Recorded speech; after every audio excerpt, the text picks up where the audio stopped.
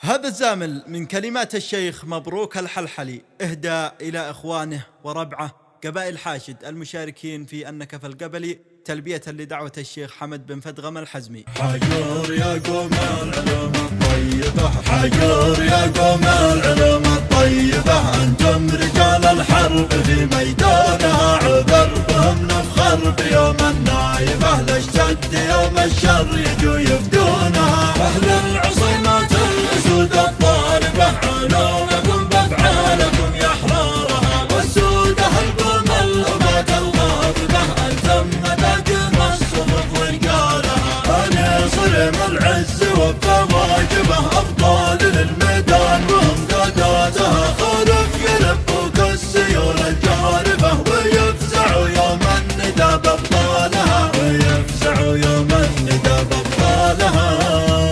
حمدان مثل النار بيوم القايدة، في حرب ولا في نكف أنتم لها سمحان، يا مخزن قوان الضاربة، يا راس حربه لليمن وامجادها. إلى بلاد الراس قامت وافدة، كم من صميدع يقهر عدالها، جينا نحرك ذا المياه الراكدة، جتكم شباب القوم مع عقالها. حجر يا قوم العلوم الطيبة، أنتم رجال الحرب في ميدانها، عذر بهم نفخر بيوم النايبة، لاشتد يوم الشر يجوا يفدونها. أهل العصيمات الأسود الطالبة، علومكم بأفعالكم يا أحرارها، والسود القوم الأبات الغاضبة، أنتم مداكم الصفوف ورجالها. أنا صرم العز وفى واجبه، أبطال للميدان وهم قاداتها، خالف يلبوك السيول الجاربة، ويفزعوا يوم الندى بأبطالها، ويفزعوا يوم الندى بأبطالها.